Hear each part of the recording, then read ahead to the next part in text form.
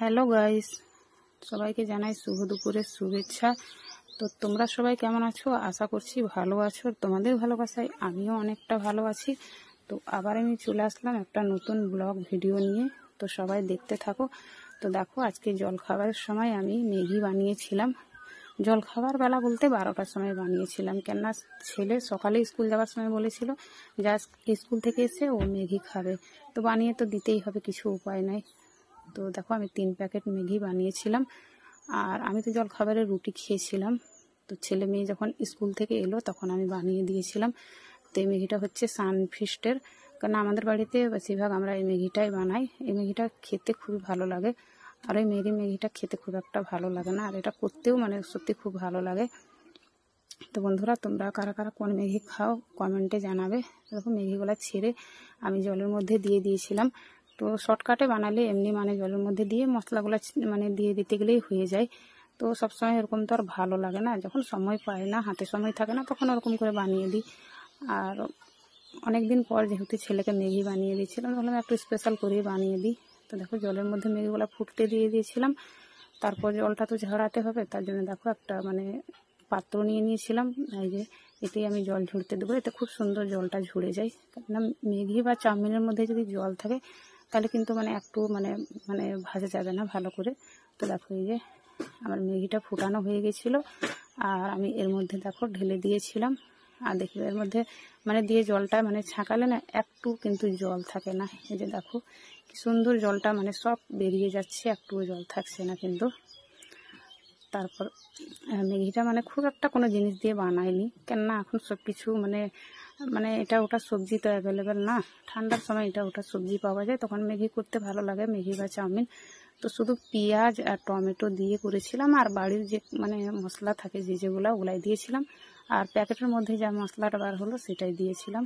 আর এই যে দেখো, আমার মেয়ে সয়া সস দিয়ে খেতে খুব ভালো লাগে, তার জন্য একটুখানি সয়া সস। আর এই যে এটা হচ্ছে ম্যাগি মশলা। তো এটা দিয়ে আমি বানিয়েছিলাম। দেখো কত সুন্দর হয়েছে, আর কালারটা দেখো, আর কত ঝরঝরে হয়েছে, দেখেছো বন্ধুরা? তো যখন নামাবার একটু আগে সয়া সসটা দিয়ে আর করতে হয়, প্রথমে দিয়ে দিলে না কিন্তু সয়া সসটা হয়ে যায়, যখন নামাবার একটু আগে দিলে খুবই ভালো হয়। তো এই যে দেখো, আমার সব কিছু দেওয়া কমপ্লিট হয়ে গেছিলো। এই যে দেখো কত সুন্দর হয়েছে, দেখেছো? তো বন্ধুরা, তোমরা কি এরকম করে করো না অন্যরকম করে করো? আমাকে অবশ্যই বলবে। দেখেছো কত সুন্দর ঝরঝরে হয়েছে, একটু কিন্তু কড়াইয়ের মধ্যে লাগেনি। আর ওই ম্যাগিটা না ভাজতে খুবই অসুবিধা হয়, কড়াইয়ের মধ্যে একবারে লেগে যায়। আর এটা লাগে না, আমার এটাই করতে আমাকে খুবই ভালো লাগে। তো এই যে ওদেরকে দিয়ে দিয়েছিলাম খেতে।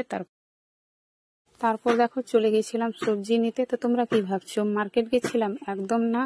আমাদের বাড়ির পাশের একটা ছেলে জমি থেকে টাটকা সবজি তুলে নিয়ে এসেছিল বিক্রি করার জন্য। তো ওর কাছ থেকে একটা লাউ আর কিছুটা পুরুল নিয়ে নিয়েছিলাম।